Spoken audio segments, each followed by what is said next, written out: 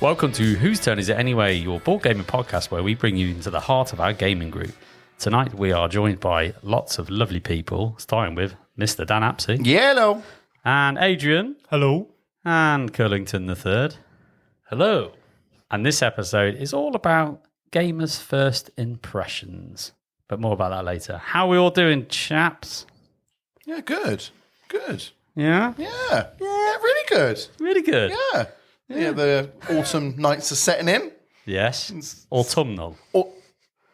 I don't like that word. Why? Oh, Because that's a great word. It's an awful word. Autumnal. Yeah, because it's a buzzword, isn't it? Like the BBC use it all the time.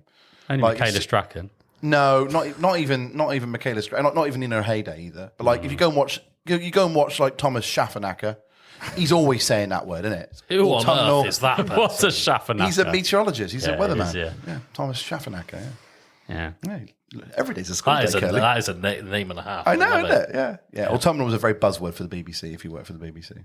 Well, I like it. Anyway, I want to know how Adrian's foot's getting on. So we talked about his foot on the Essen Foot episode. watch. Yeah, footgate. Foot watch. Foot watch.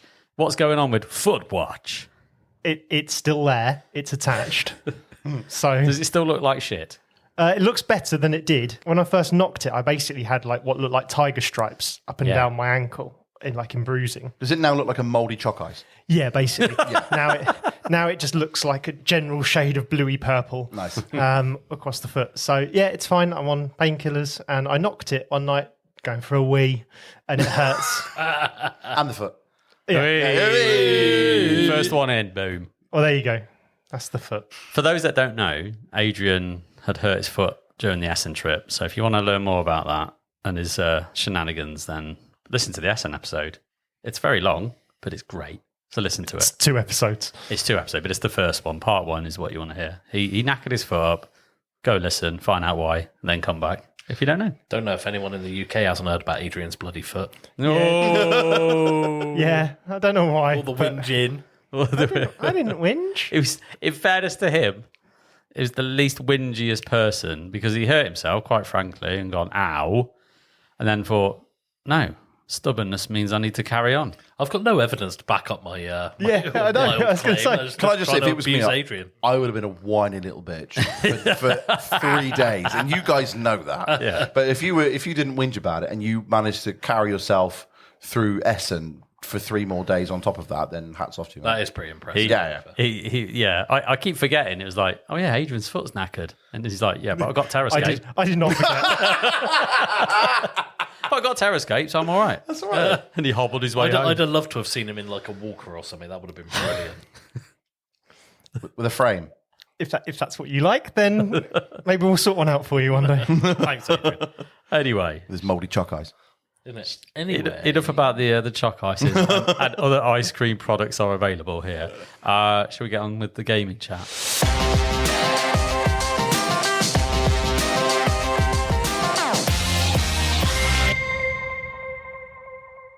So it's time for Let's Talk About Hex, the segment where we talk about our gaming endeavours and what has been hitting the table. So Adrian, I'm coming to you first. Cool. Yeah. So back from Essen. Yes. Lovely. Lots of new games. And managed to get Castle Combo to the table. So from Catch Up Games, the same people that made Far Away, which was my sort of probably the game I'm most glad I purchased previous year at Essen.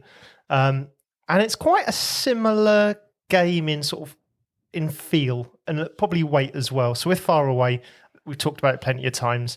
The puzzle is quite tricksy and a little bit opaque or obscure, I think, for most people, because you're going to sort of play cards from left to right and you want to do things as you're playing those cards from left to right. But then at the end, you're going to score them right to left. And it's quite a difficult puzzle, I think, to sort of, for some people, especially to sort of see it in the first playthrough. With Castle Combo, I think it's a lot more accessible. I don't know that the puzzle's quite as intricate or as sort of perhaps even as rewarding, but it's a nice puzzle that's a bit easier to get into.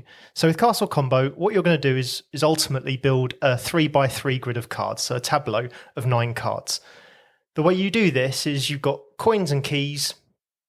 All of your villagers that are on this sort of 3x3 grid are available in one of 2 shops. So there's the village shop, which is 3 cards wide, and there's the castle shop, which is 3 cards wide, and you can only shop from one of the shops at a time. And there's a very chunky sort of wooden piece that designates when you're like which shop you can go to, and you can spend a key to move that piece between the two different shops, and you can also spend a key to wipe the shop clear, so you get sort of more as well. And that's basically all that keys do, apart from victory points at the end.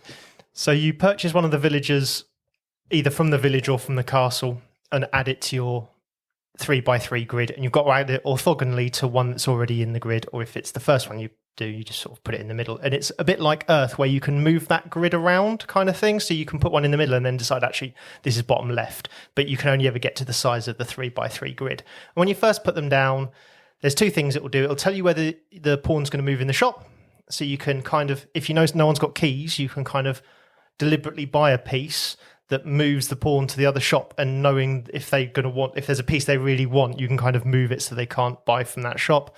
And then it will tell you like how many coins or keys you're going to get, depending upon how many so there's different types of people. So there'll be like nobility and soldiers and farmers and all that kind of stuff. And there's a different mix of them in the village deck compared to the castle deck. So if you're going for like a farmer heavy one, they're only available in the village deck, whereas nobles are pretty much only available in the castle deck. And you will buy that, you'll move the pawn if it tells you to, you'll get the keys or the coins based on, and it's not just what's in your tableau, sometimes it's whatever's in your neighbour. You pick one of your neighbours and whatever's in there. So if they've got 6 soldiers in their tableau, you might get 6 coins or sort of something like that. And then at the very end of the game, once you've done this 9 times, you will then, the bottom of each card then gives you a victory points condition. So it might be, if this is in the left column, it's worth 7 victory points. For every farmer in the row, it's worth, or farmer icon in the row, because some have 2 icons and sometimes they double up. For every farmer icon in this row, you'll get 4 victory points. Very simple, sort of tableau building in that sense. The bit I quite like, and the bit why it reminds me of Far Away, is quite often you're going to run out of money and keys.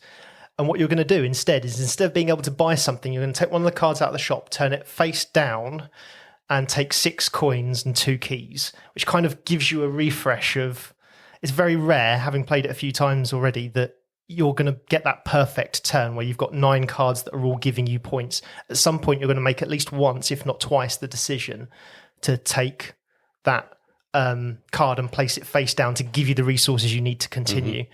And for me, that it kind of reminds me in Far Away of that point where, because in Far Away, quite often you're increasing the number of the card previously. And at some point, you've got to make that decision to cut off and start the number low again, or you might do it a couple of times in your sort of row of cards. And this feels very similar, as at some point, you're going to have to make the decision that you either don't want what's there and you kind of just want a bit of extra resource to set you up for the future, or you can't afford anything that's there and you're going to have to do it anyway. So it gives you that nice little sort of balance, that push and pull in that game of where is this reset point in your sort of your purchasing and your engine building.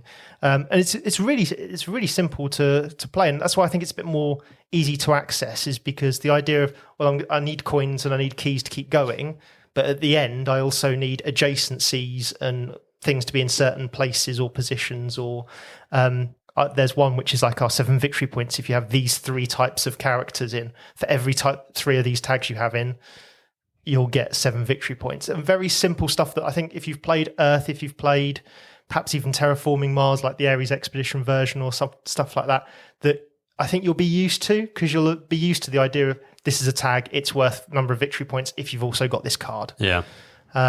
So I think anyone who's done a tableau builder of that description that's got tags in it before will find this very easy to get to. It was a 5-minute teach, 20-minute play, played it a few times back to back, had great fun with it. I think it's nice. I think it's another great game from Catch Up Games. I've already decided what's coming off the shelf to make space for it next to Far Away. So yeah, I was very impressed. I think it's going to do well. So I don't know that the puzzle's as intricate as Far Away, but it's easier to show people, and it's an interesting puzzle still, even if it's not quite as sort of interesting maybe, or sort of unique. I do agree. The puzzle for Far Away is I get it, but it is, my God, it does take it's a, what I call in my job with a trainer, it's like you have to do a bit of mental acrobatics with it, get your head around it, kind of. That's what I found with that one. Definitely. But So no, I welcome something that's easier access. don't we all, Kerley? Don't we all? Uh, But no, you actually, I wasn't that bothered by Castle Combo. Heard a lot of buzz about it before Essen. It's in a lot of pre-Essen lists, right? But now you've explained it, I can visualize what it actually is, and I'm intrigued. I think if it wasn't for having one shop locked off at all times, so you're only allowed to buy from, I think if it wasn't for that, it'd be too simple. Yeah. And just that one rule. Little layer to it. Yeah, just add, and because it requires the cost of keys, there's no cost of coin or anything like that to move it. Yeah. And because some characters move it for you and you can see clearly which ones do, so you can make that decision to buy something that moves the pawn. And it might be like, well, this is probably actually worth a few less points for me, but it gets that person away from the card that is really good, sort of thing, and You puts really them in. need. And I've only played it 2-player so far, but Okay. it plays up to 5-player, and I can Oh, does imagine, and I can imagine it'll be quite interesting, especially because there are cards that say for each of your neighbours that, or for pick a neighbour, and one of those, if they've got, so the more players you have, sort of, I think the more it's going to make that neighbour interaction a bit more interesting than what I've experienced with 2-player as well. Okay. Might check it out for Crimbo. Brilliant. All right, thanks, Adrian. So, Dan, what have you been doing? What's Essen? Ports of Essen. It's a town in Germany. Oh, right. It's a city in Germany. I wouldn't know. I've not been. But Essen Spiel, which is I its know. correct name, is the convention there. You keep saying no. I do keep saying no. It's my own fault. Yeah, you know. I did get a bit of FOMO when I see you guys at Essen. I saw some of the awesome games that you played. But lately, I have invested some time, or we have together, in Nucleum. Last night. Last night. It's literally last It was night. very good. First time played. Set in a 1900s alternate timeline where you are battling it out to get rid of coal power stations in favour of nuclear powered ones. Like I described it as brass on crack. And I love brass. I love the original brass Lancashire a lot. Obviously, everyone gets the love for brass Birmingham, but I always preferred the original. Okay. Then I obviously now playing Nucleum. It's just that bit more. It's that crunch, isn't it? And I like that crunch. I like that brain burn. I think the theme is very pasted on, but excluding that, the game is really, really sound. You're laying down track, but these tracks that you're laying down have dual action purposes on them, and you can either place it on top of your tableau to do both of the actions, or you can place it down on the map to do one of them or both of them if you've connected to basically two cities together. And then you are building buildings and then trying to energize them for victory points. I think it was great for a first playthrough. I came last, but that will tie in quite nicely to our subject in a moment with first impressions. I came third. You came third and you taught it. And I taught it. Yeah. But it was really, really good. And I'm desperate now to get it back to table and play it again because I really, really enjoyed it. I like the crunch. Yeah, I'm going to basically get, because I've got Australia and now I've got Call to Progress. So it's kind of motivating me to go, get some more games from Nucleum in so I can play these things. Yeah. So I want to play Australia next, which is basically, for those that don't know, is another map. I've seen the map. It looks good. It adds a few different elements to the map. So Instead of sleeping last night, I went, let's just have a look at the expansions for Nucleum before I go to bed. And that's what I did. And I had a little look at that. And Yeah. the Australian map looks quite nice. just, But tighter for a 2-player as well, I've heard. yeah, nice. And the component quality is really, really nice. And I'm a sucker for a dual layer board. Who isn't? Who isn't? Who isn't, baby? I love a dual layer. Fair enough. But yes, love it. Nucleum. Glad you had a good time. Kerley, what have you been doing, mate? well, actually, I've not been playing that many board games, which is unusual for me. What? Well, I've been playing a lot of computer Are you games. Ian? Yeah, sorry about that. Yeah, I've been playing a lot of computer games, and actually, one of them is with Ian. So I caught a bit of the Ian. It's highly contagious. But yeah, so but I did play. JP takes a mickey at me. I've been playing a bit of Art Nova as per usual. All right, but no, I played Perseverance episode 1 for the first time in a long time with young Mr. Dan Apsey. Hello. Hello. It was good. I enjoyed it. Yeah, it was a really good game. I mean, And it it's was been a while complimented since I with- played it. It was complimented with wine and cheese. Yeah, wine and cheese. I mean, I didn't have the wine, but the cheese was excellent. Cheese was good. Yeah, but no, absolutely love Perseverance episode 1. won't go into detail like that. People have heard about Perseverance episode 1 a bunch of times, but basically you play a bunch of people who have been who've crashed onto an island, and they've got to try and survive. Well, part of it is there's dinosaurs on the island, and they're going to start attacking. So you're trying to set up camp and all the different resources. You've got to get tents out. You've got to, there's politics going on. You've got to go hunter-gathering. All the while, dinosaurs are noticing what you're doing and gathering in numbers to come and charge the camp. And so, it's always that little bit of to and fro of, improving your own position, but also fighting off the dinosaurs. And what I love about Perseverance is the fact that the game evolves. So you've got episode 1, which does this. Episode 2, where you're now safe, but then you've got to go, build up the camp a bit more, but then go roving and you start, discovering, killing off dinosaurs and stuff like that, And then in the third one, you've actually now tamed some dinosaurs and, you're riding them around like Dino Riders from when I was a kid.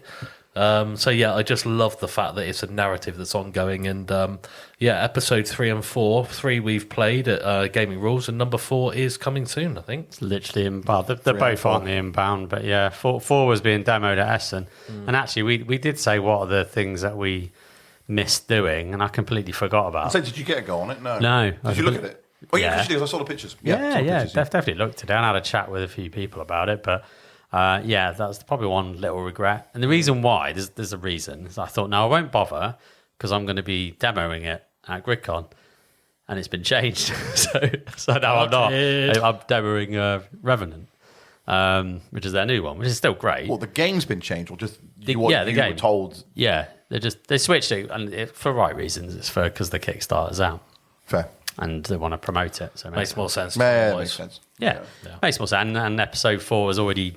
It's in the past. It's done in the bag now, isn't it? Yeah, it's in the past and the future. And the future, because it's coming. But episode 4, for those that don't know, is kind of like you unlock a portal, which is the same portal that brought you to the island in the first place.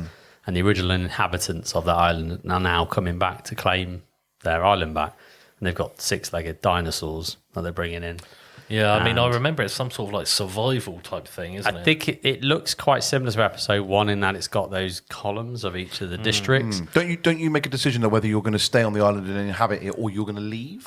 They were talking about a flight or fight kind of mechanic, but I think it's changed a fair bit. Changed, okay, because that reminded me of Anachrony. The time track, and then you have to leave your colony, don't you? You are rebuilding that boat. So the Pearl, I think, isn't it? Yes. You are rebuilding it so you can either bugger off or, I think, stay and fight your way and fight them off. And I can't wait. Who knows? I can't wait. I'm excited to try it. The point is, anyway, the first 3 were absolutely brilliant, so I'd be really shocked if the 4th one wasn't the same. What's your favourite? That is a really tough question. I think I marginally prefer 2 over 1, but that is purely because the changeable skills you can do, but 1 is so good as well.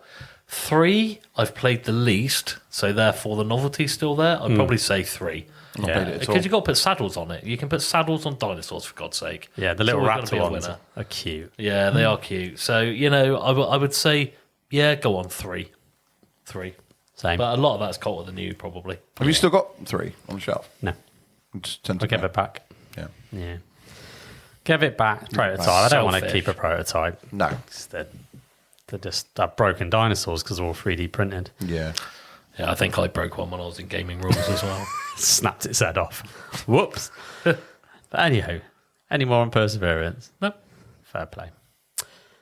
So for me then, I had a little soiree after Essen, and I wanted to get some of the games that I didn't get played at Essen played. And literally the day before I actually hosted that, Andromedas Edge turned up. Very timely. And I thought, well, that's going to go on the list to play. So we saw Andromeda's Edge. It was at Essen. They were demoing it, and I think they had some stock problems in trying to sell it because, logistics being logistics and timing. So I think they kind of missed out on that a little bit. But yeah, my copy arrived, and it's a chunky boy. It's a very chunky boy. So I got the deluxe version, and so I unpacked it all and just gone, oh my God, this production in this game is insane. Question. Yes. Is the box chunkier than Voidfall's Deluxe Edition? Because that's a big box. Looking at my shelf, Voidfall takes up the most room. No. I think Voidfall's deeper. Could be wrong. I need to have a measure off, but it's I only do my measuring with a Skyrim. Yeah, it's a game that I'm not sure the production level warrants the type of game it is. If I'm being completely honest. Yeah. But it's fun. Well, I thought that about Dwellings of Elderville. Yeah, but it's fun. Like, it's there, so I'm going to enjoy it. But when you actually play it, it's it's kind of a midweight game. It is what it is. And spoiler, I enjoyed Andromeda's Edge. Actually, I thought it was a lot of fun. I mean, it's not going to be my favourite game just because of the type of game it is. It's got Euro mechanics in there, but it's got some kind of like dice rolling and for battles and things like that. Bodes well for me then. Yeah, and lots of card play, but you could kind of say, "Oh, I never win any fights and stuff," but it's not the end of the world if you don't, because you're getting rewarded for not winning, and it all feels quite balanced in that way. But I tell you what, we had a game, and the fun factor was there. The banter was there around the table. Everyone was just laughing when people were trying to attack you, and they just couldn't because they just rolled for shit and all that kind of stuff. But anyway, so Andromeda's Edge, what is it? Andromeda's Edge is a kind of mechanical successor to Dwellings of Eldervale. And instead of being dragons and wizards and all of that malarkey, it's now spice! Which, to be honest, is my kind of jam. It's a continuation of my Essen theme of just buying all the space games. And yeah, so that's kind of what I wanted to do.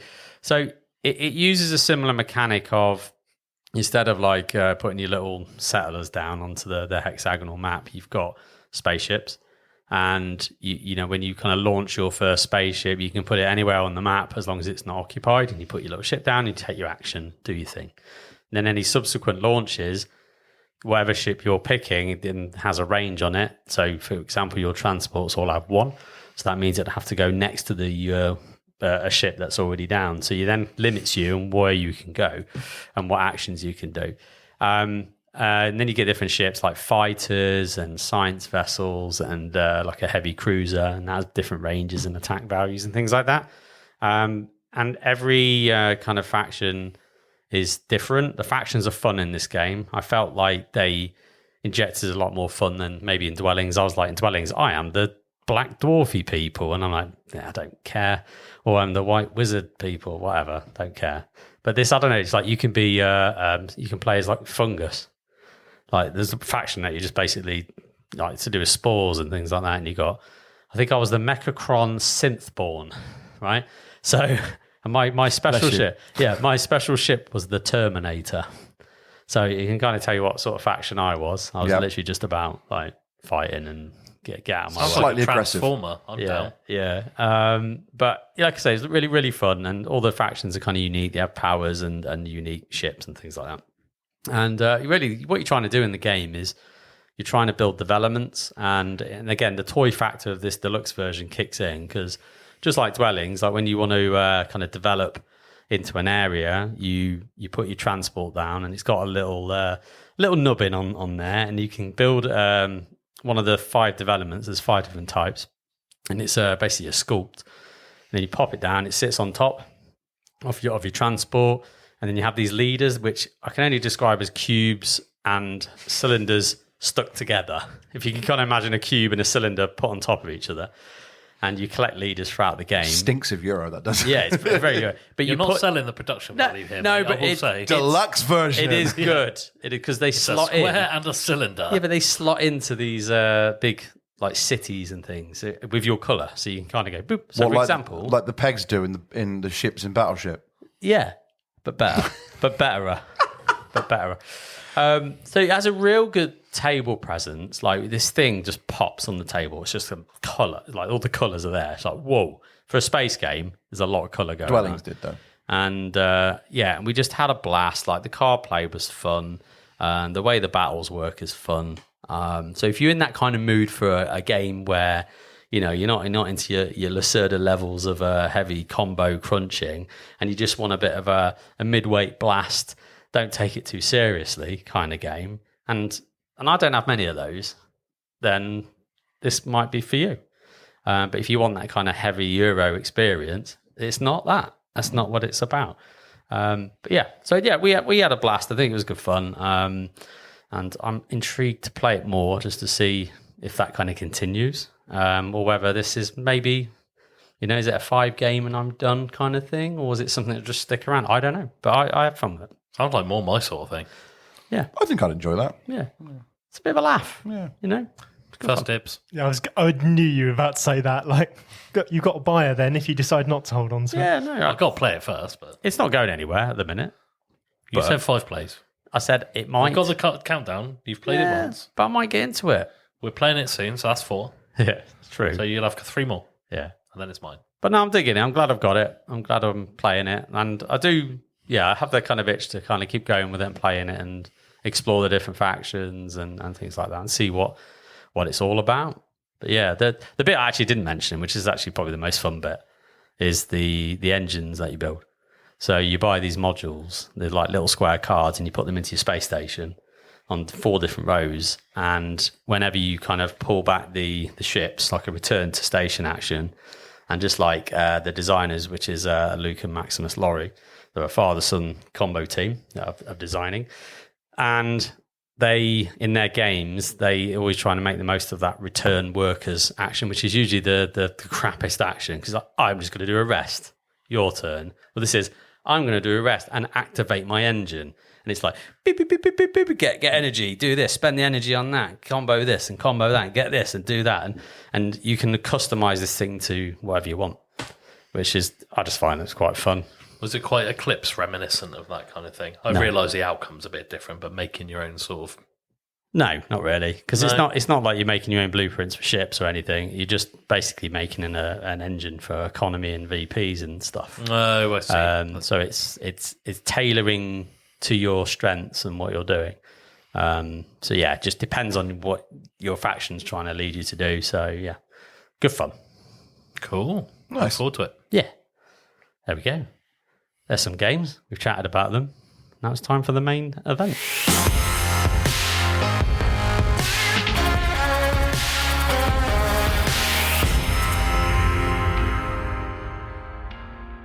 And now we're back into the main event, where I've been thinking about this topic for a while now. It's been percolating. So since I've been kind of gaming for years and years and years and years, and actually playing games with you guys, I kind of experienced this like spectrum of how gamers approach their first game, right?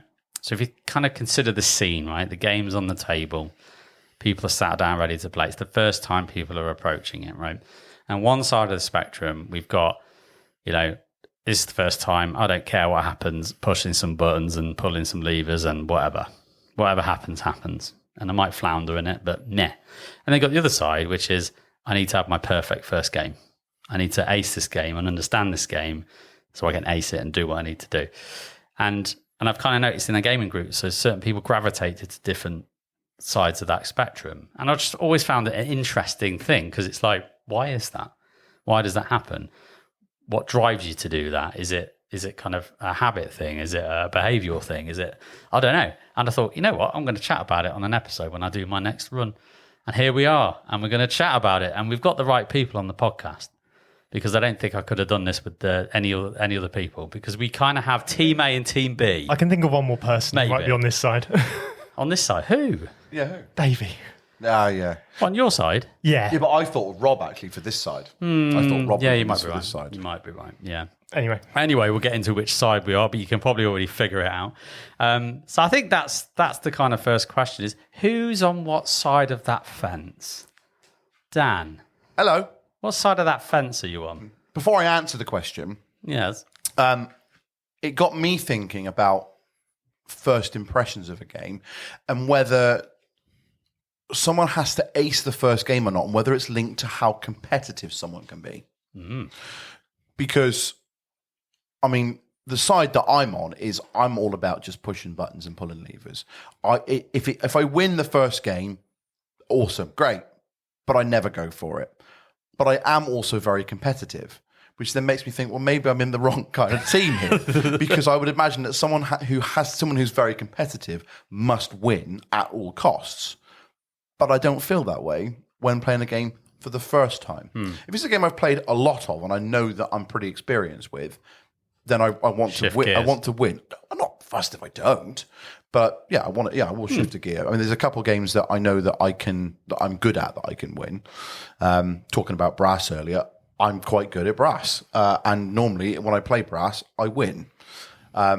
So if I play a game of brass and I don't win, then cry. I don't cry, but at the back of my mind, I go to everybody, "Well done, guys, great game. Now fuck off and leave my house." But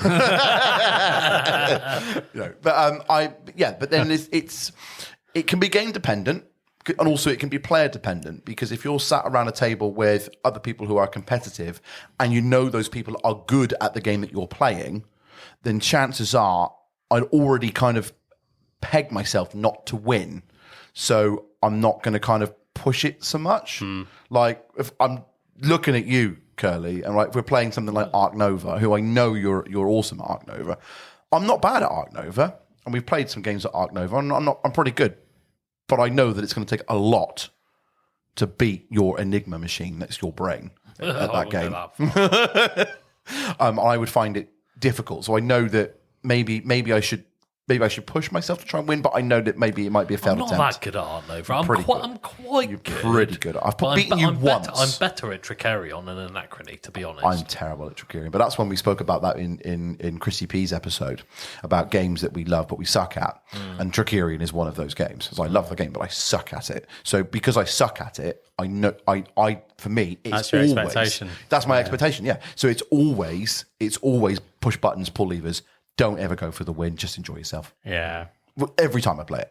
Every time. So if you haven't worked it out, that's my comfort zone, especially when I first approach a game. It's new game, new puzzle. Let's figure this one out. Yeah. Fine. Whatever happens. I'll get to the end and see if it was fun. So, yeah, if you haven't worked it out, that's where I stand. It was like Nucleum last night. Yeah. We played it, and I've never played it before. And for me, it was just, this is great. This is awesome. I push this button, this happens, and then this creates this combo, or this chain, or this engine. And I'd prefer to do that rather than, either potentially have AP, because my brain doesn't work as fast as others. So I worry that if I'm going to be too long, I'll just bug everyone around the table. So I'm just taking too long just to figure it out. So I'd rather just take a turn and see what happens. Yeah. Super easy. So me and you, we're team buttons. Team buttons and Team levers. buttons and levers. And knobs. And gears. Right. So right, you boys. I know the answer. Where do you sit? Yeah, I'm similar, mate. I'm team buttons. So I just sit there and have fun. And just really enjoy that first Come game. on, Try and Kerley. understand it. How about you, Adrian? Come on. Okay, well, so I am a buttons and levers person when it comes to wargaming. So it was what I've got into before board games. You mentioned win at all costs. So in wargaming, in tabletop wargaming, there's a term called whack gamers, which is win at all cost, which is where they'll kind of give you a negative play experience sometimes purely to win. They don't care about your play experience. They just want to get the win in. And it's a quite prevalent term in tabletop wargaming is whack gaming or whack gamer. And so in tabletop wargaming, where I'm going to repeat that game quite often, first game I will try and take a list or whatever that will allow me to experience as much of the game, and I'll try and make sure I get as many rules involved in that game so I can learn it as best as possible. When it comes to board games, I've noticed that as time has gone on, especially that's changed, and I do feel like I need to understand the game fully on the first run through. And what I came to realise when I think I'd started figuring this out before JP mentioned it, but I thought I'm going to have a bit more of a think about it when JP mentioned this topic, is that I think at least 50-60% of all board games I play once. And so in order to get the full experience, I need to get it right first time. So I need to learn the game. I need to make sure I've got it. I need to make sure I've understood the puzzle and that I've put in a good representation of how I would do. It's never going to be... Your second or third play is normally better, not always the case, but normally better. But I want to feel like I've experienced that game and I've given it my all on the first attempt, because there's a 50-50 chance, at least, that I will never play that game again. Yeah. And therefore that has, for me at least, I am fairly competitive. I'm not going to say I'm not, but I wouldn't say I'm as competitive as some people in our group.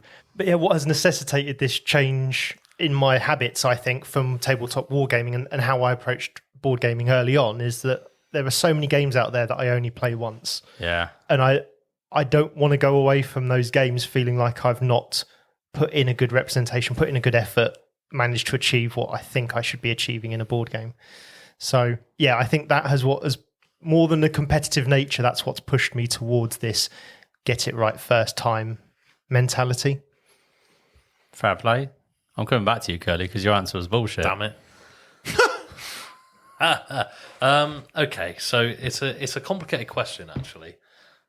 So I'm definitely not a buttons person. I like to understand a game, give it a good old go. Really, before you even start, have a decent idea of what I'm doing. It doesn't need to be absolutely perfect, but I need to understand the mechanisms, formulate a strategy, and for that strategy not to be absolutely rubbish. Now, if it doesn't win, I actually don't mind as much as people make out that I do. But if I make lots of mistakes, that's where I get frustrated. Really frustrated with myself, not with others. I'd like to think I never make people feel bad about me doing badly. It's just I get frustrated with myself. Yeah, just especially when like I make a mistake and then literally a couple of turns later I'm like, oh, for God's sake, I've forgotten about one resource or this particular bit. It doesn't really matter. I make a silly mistake. And I just get frustrated with myself. And I get frustrated with myself that I'm frustrated and not enjoying it because I should just be a button pusher. So you're frustrated with yourself, being frustrated with yourself about gaming? Yeah. And so the point is, probably about a year ago, I made the conscious decision to try and be a bit more relaxed in that first game. How's that working out for you? Generally all right. Better. I have to say better. It's always going to be there.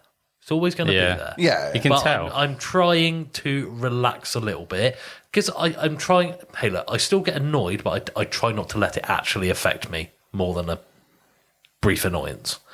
I can see you have the inner turmoil when we play because you literally you sit there and I can tell it's like this little fight that's going on inside of you, and then you have to say out loud, you go, Kerley, it's just a learning game. Like, take your fucking turn. Let it go. Doesn't matter. Like you literally have to have the word with yourself to do it. Yeah. And so you're obviously going against the grain a little bit, and it's what it is, isn't it? It's interesting. Yeah, it was for me a while ago. I think it was Anachrony that did it to me first, where I went into it thinking it'll be all right. I'll learn the game off the fly. Yeah. Started it, and I remember that it's one of my worst board gaming experiences I've ever had. And Anachrony is number one now. Do you know what I mean? So it's like I hated it when I first played it because I didn't understand it straight. It was too complicated a game to go in like on the fly. Yeah.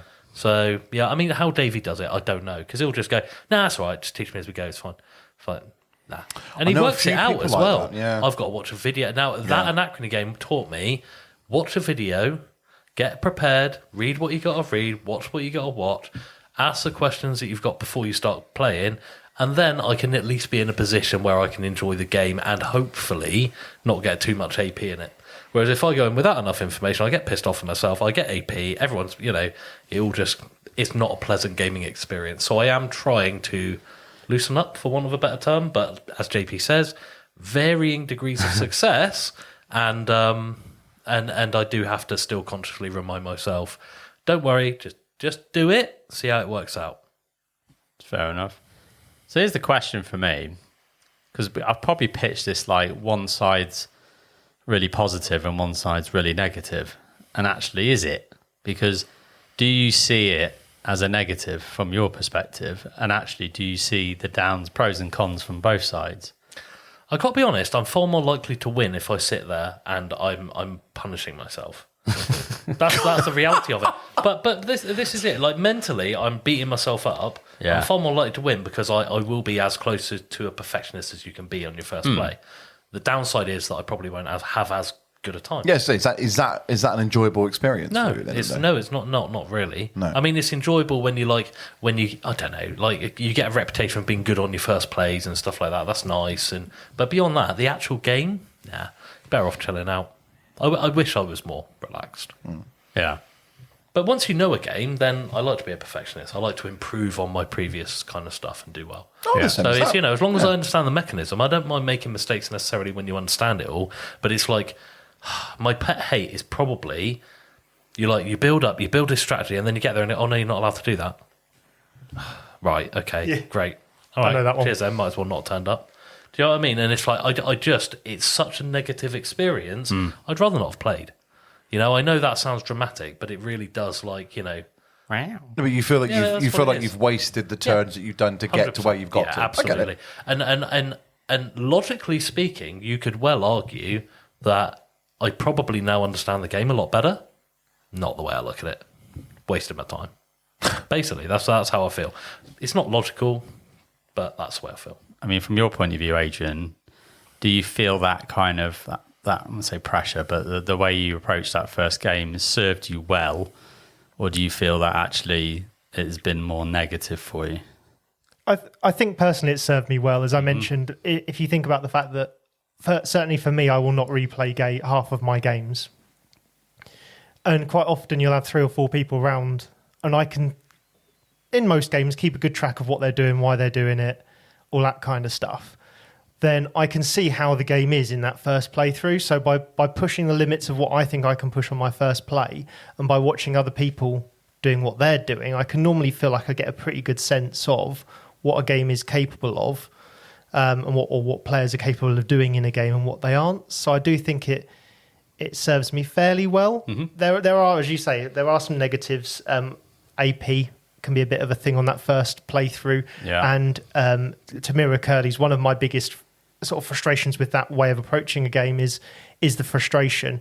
You forget a rule, you didn't learn a rule, you didn't take it in. And it unravels some really hard work sometimes. You feel like you've really put your all into it.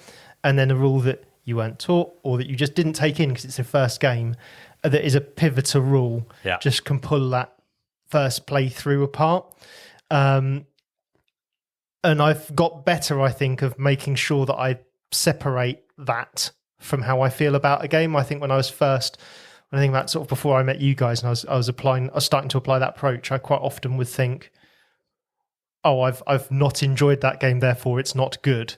And I think I got very quickly, I say even before I met you guys, sort of very quickly used to the idea of, well, just because you didn't do well doesn't mean a game isn't good. A game can be good, and you can just have these rules that didn't sit in your head, sort of thing. So I think the frustrations and a little bit of AP can be negative bits and pieces of that. I think, interestingly, you sort of saying that from your point of view, it's just positive that I push buttons and I'm coming to that. Yeah. I think one of my frustrations with people who enjoy doing that is that I can't predict your behaviours. We can't either. So quite often, if you're 2 or 3 games in, you can start and predict what people are going to do. And I think those people who immediately are like, I must do 100%, I can start and easily predict what you're going to do. There have been games we've played where a none come to. In fact, I think Carnegie for some reason comes to mind, but I couldn't tell you specifically why. I remember learning that game and going, "Oh, well, this person is clearly going to do that." JP, and it can only have been you because of the people around the table. Just suddenly went, "Oh no, I'm going to do this." But why? Oh, I want to experience this side of the board, but it's going to get you no points. Yeah, but I'm just pulling levers. But I've now made a decision based on that assumption that you would do what is, and don't get me wrong, no one's going to do everything perfectly right 100% of the time as to what you think they're going to do.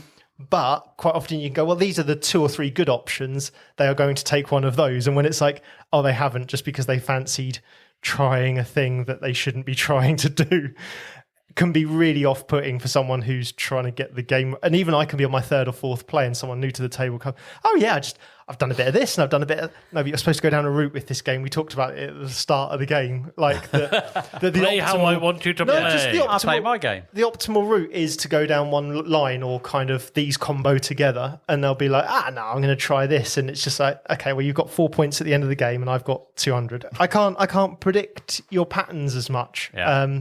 And so that kind of can frustrate me a little bit, especially if I'm 2 or 3 games. If it is one of those games where I've got 2 or 3 in and I'm teaching someone new or showing them something new, and I'm like, okay, well, I clearly know what they're going to do now. Yeah. Oh no, wait, they've pulled the old Uno reverse card out and have gone completely left field. Yep. And that's it. And I'm not sitting here saying, one side's better than the other and this, that, and I'm generally intrigued by it because I totally see that, the push buttons and pull levers mentality, whilst it serves you well on that first game, and it does, because I can approach any game. I don't care what my performance is. I don't care if I haven't really grokked all the rules, to be honest. And I'm just quite happy to experience it and understand what's kind of going on and seeing what's happened. But I think what it can do is lead to lazy play as well. It's like it can lead to like comfort blanket on subsequent games. So while you talk about competitive and we can strategy and all of this stuff, and I'm just like, oh, yawn. I got the perfect example of comfort blanket. Yeah, and it feels like, I think sometimes you just get, I'm here for the fun. Like I'm here for the just the experience around the table. And certain games, I'm not like it on all games, but some games I probably might just lean into comfort blanket mode, and that might lead into unpredictability, because you'll have no idea what he's doing. He's a wild card, and it might depend on mood, and it might depend on many different factors. But yeah, and I think that can be a downside to this mode, is if you're not kind of like, you need to switch it up now, JP. Like, you've had your first learning game. Don't keep relying on push buttons as a strategy, because it don't work half the time, and that can happen with my performance in games. It's not awful, but there are certain games I don't do amazingly well at, and that's probably why. Caverna's mine. Yeah, I've played Caverna to death. I've played it so many times. I had it when it first came out on release. That game's over 10 years old now. Yeah, and I always say to myself, right, let's go different strategy now, Dan. Come on, let's do something different. And by the time I finish the game, I see the player board, and the player board looks exactly the same as the last 10 plays that I've done of it. Exactly the same.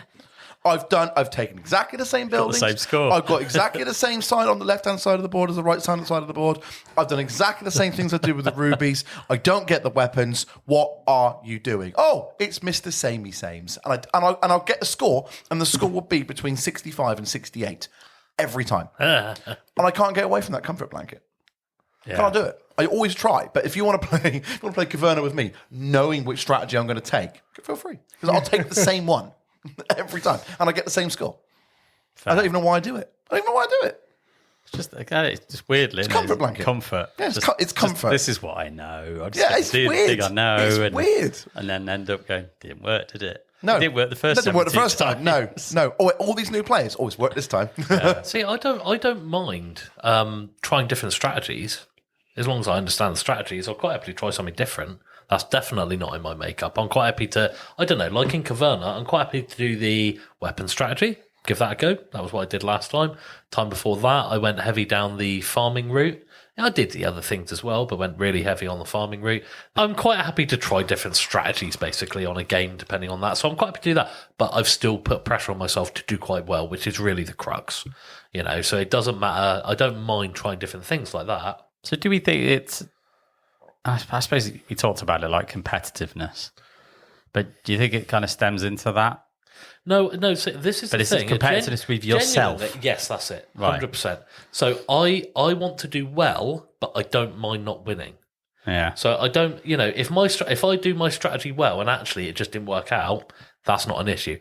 It's the individual mistakes I make on the route, especially when it's caused by misunderstanding something or missing something obvious or something like that. So if you played your best and you lose, that's fine. No problem. That makes sense. Yeah. Literally no problem. Is it weird that you asked that question? All I could hear was Deadpool saying maximum effort in my head, because that's how I think about it. Is I'm putting in maximum effort into my game.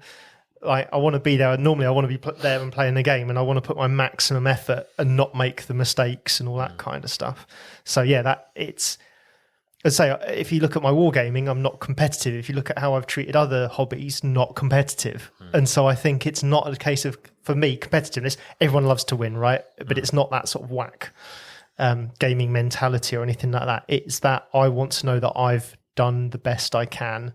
Even if it's that, if I think of It's a Wonderful World, I've played that game 30, 40 times. And to your kind of point with Caverna is my first 2 or 3 games, I did each of the routes and I did my absolute best and kind of push. Sometimes now I'm like, I wonder if I can mix this colour with this colour and how I'll do that, knowing that they're not naturally aligned and how best I can do.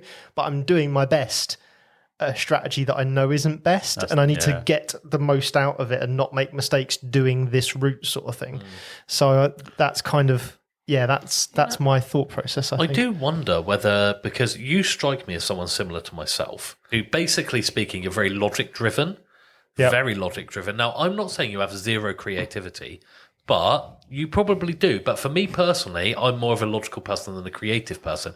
And these pair, I think, are probably the opposite. I'm not again saying either of you are not logical, but I think you are more creative. Look at my job. Well, exactly. That definitely you. It's JP, because you're very process driven in your job, whether that's kind of transferred. But I do think you're a creative person in general. Yeah. Right. And I think your job, a little bit like me, I'm actually, believe it or not, an introvert by nature. Yeah. But my job has made me an extrovert. You know, and I'm not saying that it's perfect, but I lean down that way because of my experience. I'm just used to it, you know, and that comes across when I like try and do video recordings or anything like that. My introvert comes out, you know, but I wonder if it's the same. And I think that is the main part of it, of why like my logical brain needs to be able to like make the process A, B, C, D and put it all in a row and just, but that same trait is what makes me good at games in general. Yeah. It's just not very good on the first play. Yeah. I think that's the point. So would I change myself? No, probably not. It's gotten me to where I am pretty happy in general, you know, and, you know, even like it's really helped out in life in general, just being that logical kind of process, you know. Yeah. It just doesn't make first plays very pleasant, which, to be honest, I'm the opposite of Adrian, because I literally, for that reason, I don't like to play a game just once. Yeah, it's interesting, isn't it? I don't think I've got a game hardly at all, unless we do it on a games day or something like that, and it's someone else's that I've just played once. I'll always play it a few times. I love experiencing a new game, but I have to get it right on the first attempt. Such pressure. Because I want to... It is, but it's a fun part of the hobby for me. I quite enjoy learning a new game and getting it quickly. This is where sometimes my bias comes in with certain heavier games, because they're not easier to get the first time, or like we talked about Voidfall before, the idea of playing a game that's kind of let's almost sort of muck around so you can play a game so you can actually then play the proper game, to me just seems like a waste of time.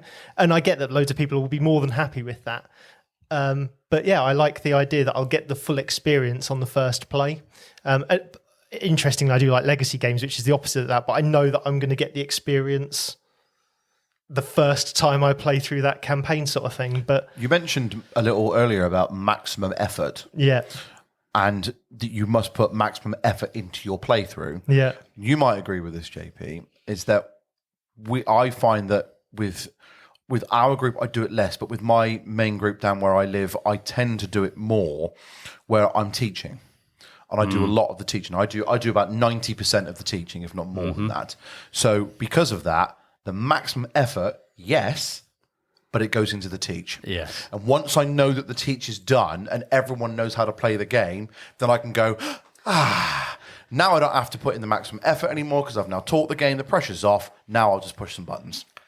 To be fair, that's how Dan, it you goes. love teaching games. I love teaching games. I love the teach more than I've anything literally said, else. Dan, I'll quite happily teach that one if you want. No, I'm all right. Yeah, No, I love the it's teach. okay. Yeah, I love the teach. Of course you do. I do. It's my thing. I like teaching games, and I always have been like that since I was into the hobby. Like when I first joined in with the hobby.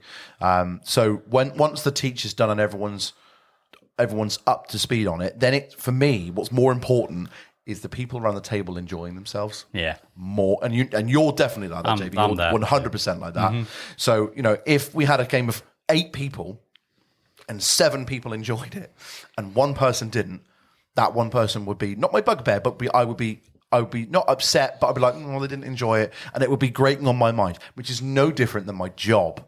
My job is exactly the same thing. 50 people in a room, 49 enjoy it, one person doesn't. You're going to be focused on the one. That's a lot of pressure on you guys, though, because But then the pressure you have is on true, winning. though. You have the winning pressure. We have the entertaining pressure, so it's different. Yeah, see, You're right. If someone doesn't like a game, I'm like, I didn't like it. Never mind. yeah, I'm better Do you know now. what I mean? I'm better now. Like as you said about getting better about your ability to play games and whether you're beating yourself up. Like for me, I get better now at not being so hard on myself when someone doesn't enjoy it. Yeah.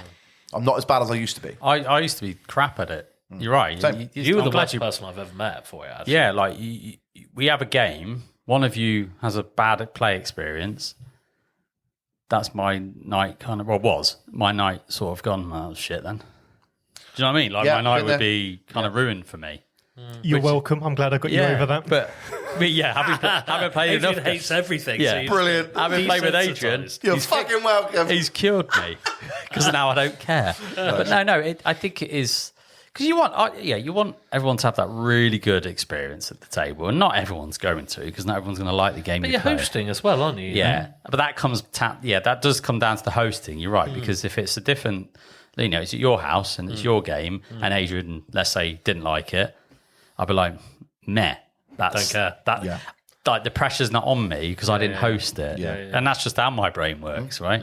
Same. But yeah, I've got better with that. You're entertaining. That's good. And it's Yeah. no different to my job. If I'm entertaining, I'm entertaining. Yeah. If I'm at home, I'm entertaining. And I want to make sure that everyone is entertained. I think it's how people handle it though.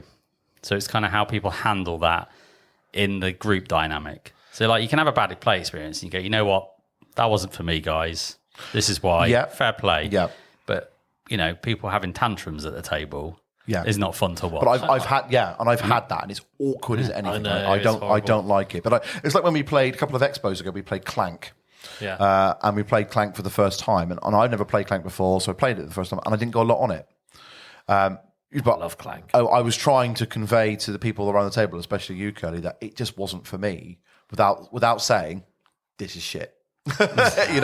Because for me, it just wasn't for me. Yeah. But I can understand why people like it, but it's just not my cup of tea. But I didn't want to, that's not going to be fun for anybody just to sit there and just go, this game's fucking awful. I will say that game specifically, and Clank in general actually, but that one, I remember there was too many people who didn't know the game, and there was the full 5 players. Yeah, drag. Yeah. It just between turns, even I was getting actually like I didn't hate it. I was getting so bored. It did Unreal, drag. and Yeah, it was just did drag. dragging. It wasn't a good experience. I think Clank first time when you're learning it, 3 players is perfect. Yeah. I just Maybe I'll find give it a too go much. again with 3. Yeah, I'd like to give it. I'd always say give a game a couple of goes. I think it's a really good game, and I'd be surprised if you really don't like it. You might. I think that experience will No, be. it was very meh for me. But and then I sort of sit there and psychoanalyze it in my brain. And say, well, lots of people like it. Why don't you? That kind of thing.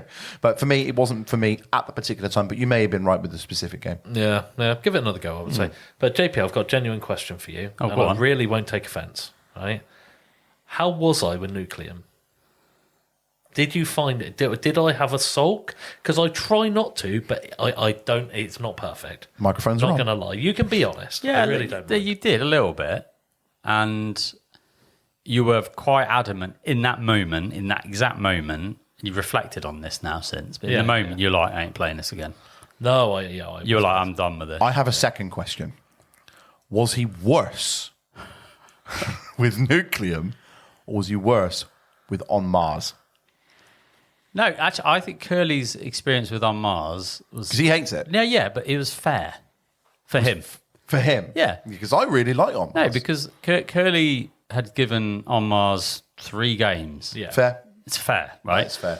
So he played it first, and he probably thought, ooh, okay, that didn't go to plan. Let's have another Sandbox. game, which is probably driven by Davey, because I think you and Davey played it first. So then you had another game, and then I jumped in, and I think you kind of made your mind up, going, "It's just not for me." And you were quite gracious about it, but it was your game at the time. I really wanted to like it as well. Yeah. Because it made me think of Terraforming Mars. It's got Yeah. the same title. Sure thing, Mars, isn't it? It's Yeah. like I really wanted to like it, and I was just like, I don't like this. But no, you were definitely worse than Nucleum, 100%. Yeah, it's because I think I think it's because it surprised me because I enjoyed the first game so much. It slapped you around the face. Yeah, it really felt like my god. Yeah. You know? And that first game, I just smashed it as well. Like literally, I don't know what the score was, but it must have been like 300 or something. Yeah, What? I don't know. It was 200 It was like or something. It was late 200s for sure. Yeah. I mean, I absolutely smashed it. Like, couldn't have done any better. Some of it was luck, I'll be perfectly honest, but it was just it went perfectly.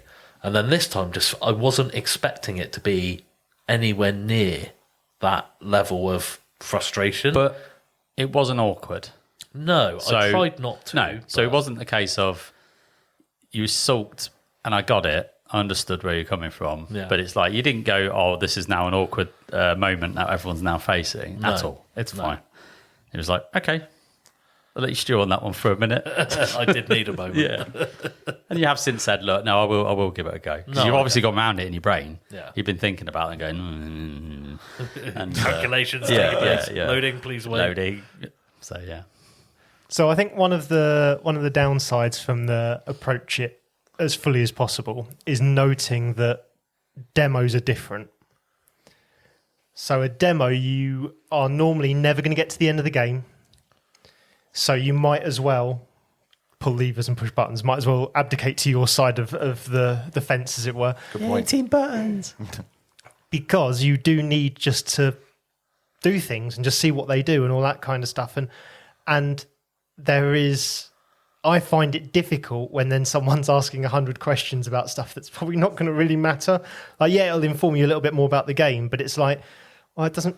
Just pull a button and see what happens first, and then worry about what happens. And like, you can ask once that's done, if you haven't had your question answered, what that means.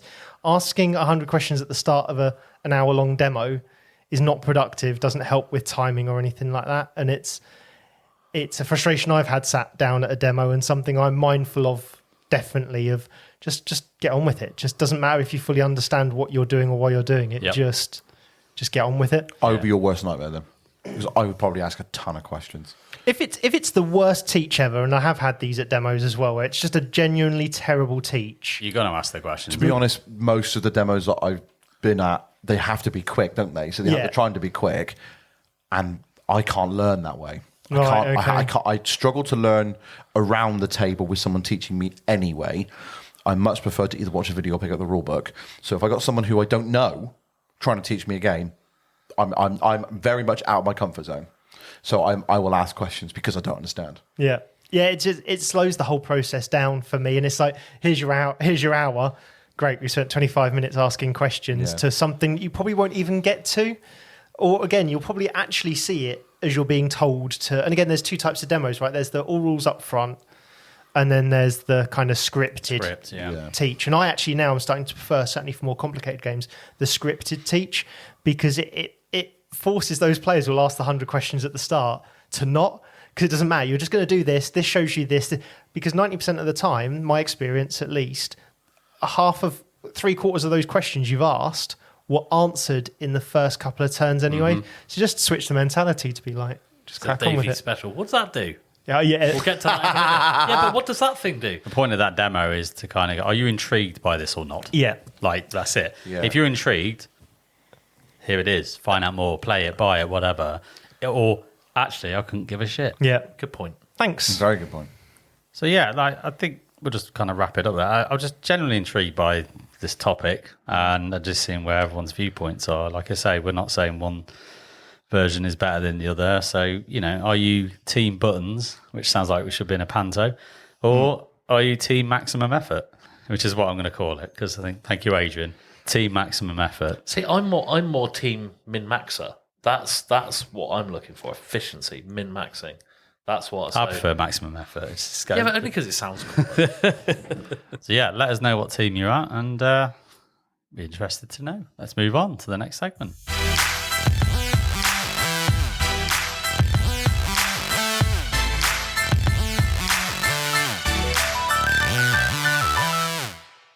So we have our Would You Rather, and I've got one ready for you guys. Would you rather have your perfect game, first play, but you'll never know your score?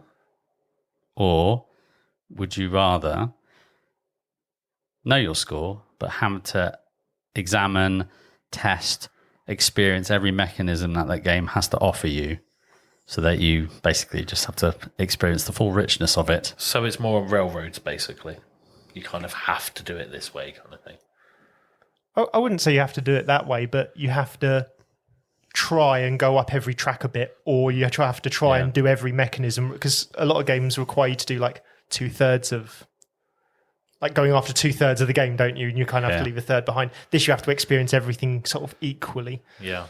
Which will add stress and will add a lot of I've got to just push everything and do everything and get everything finished and completed. This question goes into exactly my answer to all the rest of the episode, really, in the fact that For starters, I'm never going to accept being like, well, you're going to have a perfect game, like agreed beforehand, because a lot of it is about the impetus of my own ability to get it right. That's where I get the satisfaction.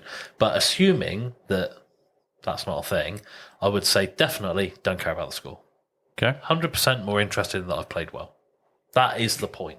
I'm not saying I don't care if I won. As Adrian said perfectly, everyone likes to win. But actually, I don't care that much. I have a question. Yes. If you have your perfect game, have you been told that you've won, No. but you don't know your score? No one knows scores. You don't do scores at the end of the round. In that case, it would be mechanisms. Every time. If it was a way I could be told that I was won, but not know what the value of the score was and won by how much, then I'd probably go that way. I think that says that you are quite a competitive Yeah, person. I am competitive. I don't like to show it too much because of the entertainer in me and wants to make sure everyone has a good time, and that they don't want someone Is breathing that why down you their let neck. me win? Just to make sure have a good time? Yeah, winky face emoji, of course. Eggplant. Split. I said that to you the other day, Peach, didn't I? eggplant.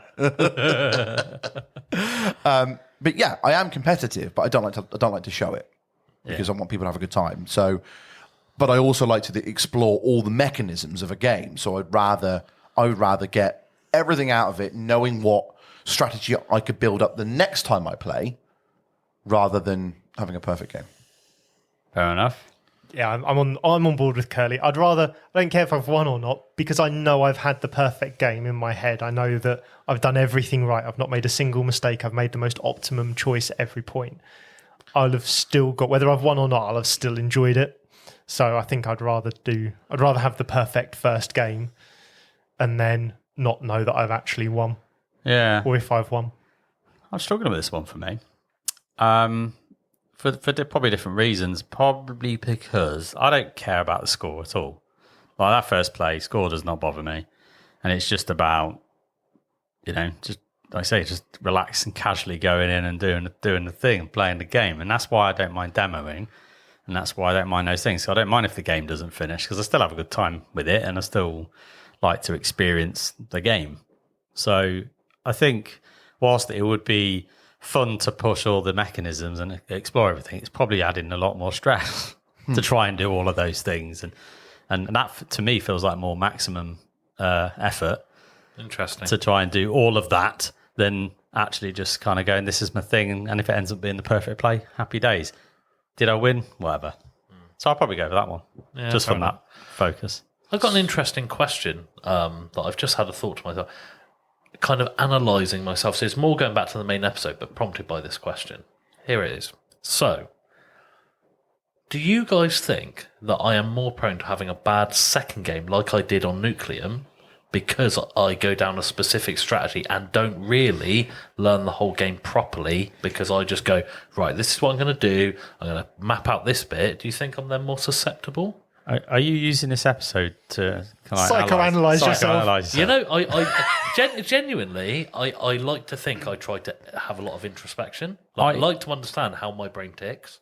My answer to this is I'm not invested enough in your plays to know what you're doing, to let alone to know what your second play is and whether you've done the same strategy. And I think it's just the way my brain works, which is I've let alone got that level of investment of my own strategy, let alone yours. I'm just kind of having fun and doing the thing, I think you guys really analyze it, you really analyze it. Like you say, I have to have that strategy. I have to have that kind of thing in mind so I can laser focus. All right, well, forget about how you've noticed that I play. Yeah. Do you think that makes sense? Because logically, I'm like, I wonder whether this is the reason why. Maybe. I know. Again, I think we're quite similar, and I wonder if you have the same thing that I do, which is if I get to a second play of a game, I don't want to do the same route. Yeah. Even if it's the most efficient, I want to experience if there's a secondary way of getting really good at things. And so quite often, even if the table is clearly set up to do the route I chose the first time, I will then pick the second route because I want to experience that second playthrough and see if it's got more to it than just let's keep going down that singular route. And so I sometimes consciously I'll quite often see that actually doing what I did last time is the most effective, but I'll deliberately avoid it to try and see if there's a if I can do really well at a secondary route, even if it's not what's optimized on the board. So I wonder if there's some of that in there for you, because I know it's a conscious effort I quite often make with a second playthrough. Yeah, possibly. Yeah, very much so, I think. I think I'm too busy. I'm too busy to worry about it. I think I haven't got the time for it. So I like the fact that I've got the opportunity to sit and play a game. That's kind of where I'm at, really. It's like I'm at the table, yay! Yeah, Right, that's all I need. I'm like that's a all little, I need. little puppy. Yeah, Just like, here, game. yeah. Oh, look, push buttons. Oh look, Whereas pull levers. I don't have kids, and my job's quite easy. So all I do is just play computer games and Fair board enough. games. Really, It's good to know a little bit more about the Kerley on the chaise lounge. It's not even a Great Expectations episode, but we're analysing you. yes. But you're welcome. It's all good. Inside. It's all good. Right, let's move on to the next one.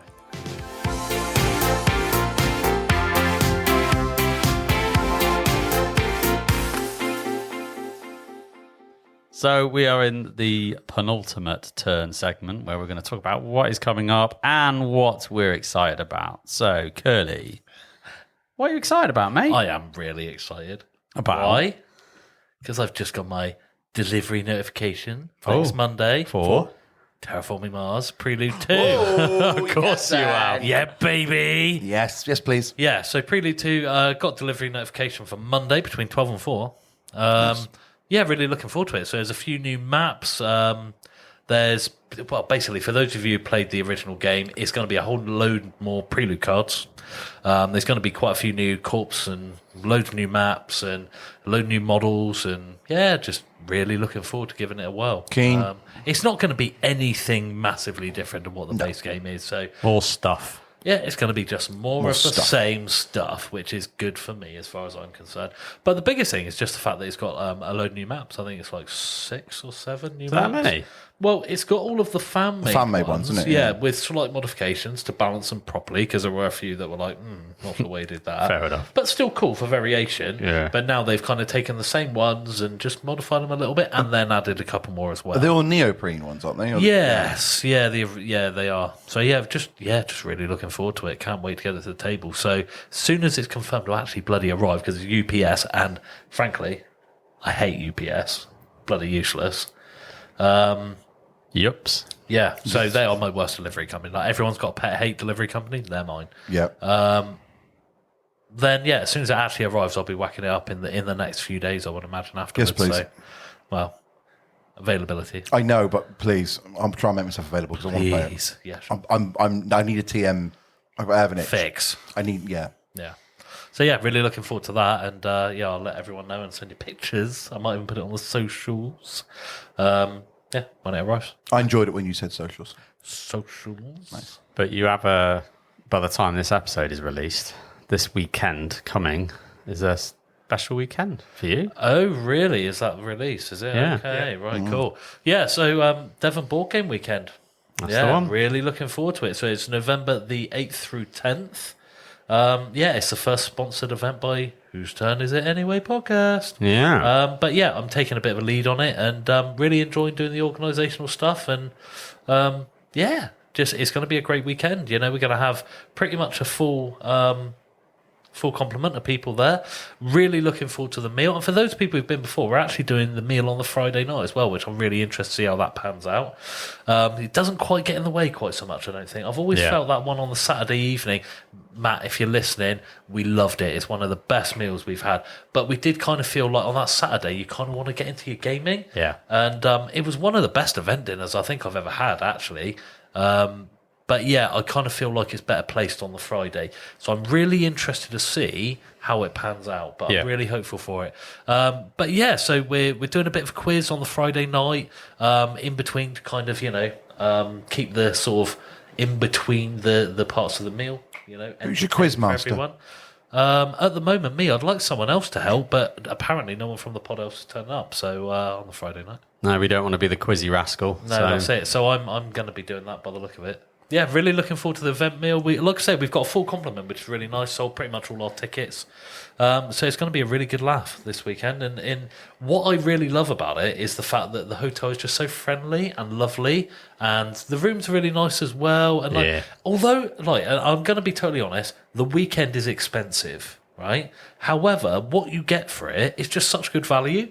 It's like you look at it and I think, I forget what my room is, but it's about 280, something like that, right? Which is a lot of money, but you think you get a full event dinner with so you get a starter, a main, and a dessert, and you get, hopefully entertainment in between them all. You get 2 nights stay, and you get a buffet, like hot meal, really tasty hot meal the next night as well. And breakfast. And the tickets included, breakfast for 2 days as well. It's amazing value. It's a lot in one go. Yeah. So I would encourage you guys, it's especially if you've got like animals and stuff, it's really dog friendly as well. So, we've got 2 people coming who I know for an absolute, 2 parties coming. I know for an absolute fact wouldn't be there unless it was for that. Just because it's like, well, how many hotels do you absolutely know are completely dog friendly to the point where you've got like, when we were in there, there's a little dog's bowl and a little biscuit in the bowl. And, dog treats at the bar. Room. Yeah, exactly. So I'll bring my budgies. Well, that's it. Yeah, bring them along, mate. Yeah, I'll bring my budgies along. But no, so we're going to have a little mini games library in there, and we're kind of trying to get the Discord group going and sort of talk about what games that people are going to play and who's happy to teach some. And, and we're doing a bring and buy. We haven't had very many sign up for that yet, but I guess it might get a bit of traction in the last few weeks, so hopeful of that. But yeah, it's going to be a really good laugh, I think, and just something a little bit lighter, I would say. And, A nice warm up before GridCon, which is literally the week after. Yeah, exactly. So we're going to have 2 weekends of very much business and lots of gaming. But be interesting to see with February as well, because I think there's going to be more pod members at that one as well. So this one's more of a tester to get a bit of a feel for how it's going to look. Let's see how it works, right? Yeah, definitely. Looking forward to it. Adrian. Well, mine's going to be GridCon because we don't have an episode between these 2 events because they're that close together. Always look forward to GridCon. There's a bunch of us demoing games because Paul's got 2 demo tables going, and I've already started making notes for the first game for the teach, so that I can feel like I just make sure it's a fairly easy teach for Terminus, but I just want to make sure that I don't forget anything, so I'm just making my notes all there. So I've been doing that already, and I've already got a couple of games booked in. I'm playing some Kanban on the Saturday morning, I think it is. Awesome. With Matt and his lot, they've invited me along for Kanban because I said that's one of those that I enjoyed playing but just never get the chance to play again. So they've invited me along to that. GridCon is always one of those standout bits of the year for me, with between playing all the games, getting to do the demos, and the bring and buy there is always pretty good in my opinion. So I just always enjoy going to do GridCon for 3 days. And supporting a little bit with setup this year as well, which I offer every year, but Paul's normally got plenty of support. So this time I was like early in, can I help you set up some GridCon stuff? He said, yeah, I need some wheels. So that's me driving up on the Thursday to go and get some games from his and bring them over. So yeah. Fair play. Yeah, I'll kind of join in on that sentiment really. I think it is the events that are coming up for me. And I think I'm just doing a Saturday at the Fox and Hound Devon board game weekend, but GridCon as well. I'm demoing Ironwood, which I've demoed 10 times at Essen, so I'm pretty good with that one. I've got that one down. The other one is Revenant, which I've only played a demo of and I need to learn, but that's coming up on the stream of Gaming Rules I think before, so that's a nice little precursor teach and get a full game experience, and then I'll take the game and rule book and maybe get another game in beforehand and then play. Yeah, I think we're all trying to get games in. I haven't even got a copy of one of the ones I'm doing, so it's like, right, I need to get that copy and then I'll be putting that in. Exactly. But no, I'm the same. I've got a few games booked with different people as well at GridCon. I'm looking forward to that. It was a bit of a dabble with some of our listeners as well, who kind of reached out and said, oh, what, you got some time at GridCon? Can we get a game in? It's like, yeah, why not? Let's do it. So I think on every day there's a game with some of our listeners, which I'm really looking forward to. Yeah, that's cool. Yeah, so that's mine. Dan, is it GridCon or is it Devon Board Game? I'm just going to sit on my arse and probably just be in my knickers. No, I will be. I've got a couple of games coming up. The next couple of weeks, I've got Lisboa with you. Oh, you have not played Lisboa yet, so I'm shush, Adrian. Yes, I actually like Lisboa. Nice, because you've got taste. Nice. And also, I'm going to be playing 3 Ring Circus Ooh, have to let us know about that one. I will do, yes. As I've had it on my shelf for a little while, not played it yet, so I'm going to learn and teach that. I think the week after next, which I'm looking forward to as well because I like the theme, as it's slightly linked to my job, my alter ego. Yeah. Three rings. Not the three rings. No, the clown. Circus part. Oh, okay. Yes. So yeah, I'm looking forward to playing that. And I'm a bit of a De Vere lover. So yes, I'm all over that. De Vere have got a couple of games that I think were released at Essen that were kind of catching my eye that I like the look of. But I have Daitoshi. Yes. So the rulebook is impossible and their video is even worse. How to learn that. It's not impossible, the rulebook. It's just bad. It's not hard great. work. Written. Yeah. So I picked up that and I picked up Salt and Sea as well, which I think you've got as well. Yes, I've got it. Yeah, so I guess it's just on my shelf. I need to play it. I need to give that a go. But yeah, and the other one they released that was already released by about a month or so was the Rock Hard 1977, I think it's called. That's another one I don't own. I wasn't so sure on that one. So but I've got Daitoshi, so if you want to get that game, just let us know. Yes. I mean, I've got a few De Vere games on the shelf that I still need to play, but that is definitely one of them. But What would I know from De Vere? White Castle. White Castle, Red Cathedral, Lacrimosa, Bitoku. Yeah. Polis. Oh, I remember, I played Bitoku. Yeah, it just seems like one I've probably not got much experience with. Then.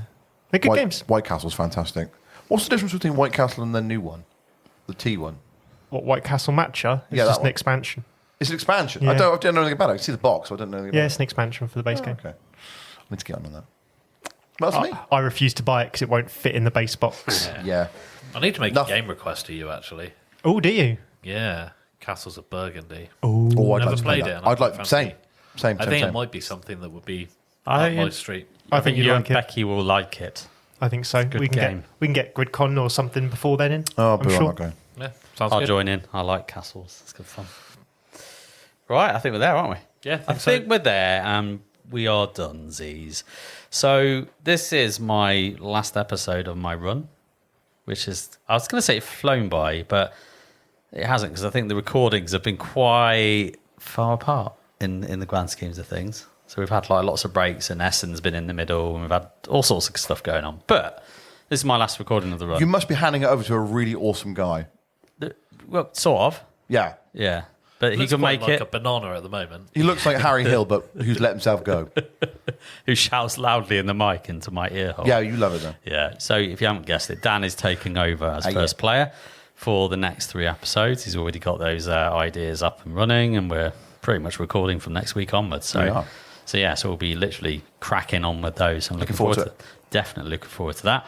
But now, all I've got to say is thank you very much for listening to us on this episode. And if you like what we do, please, do the usuals, like, subscribe, and get in touch on all our socials. And we love it. Keep doing it. And keep, asking us what we're playing and what's coming up and all that good stuff. But if you really enjoy this show, please share it with someone that you know, anyone in your gaming group or anyone you think would enjoy this kind of episode and all our previous episodes, because we love it when we can kind of share that around.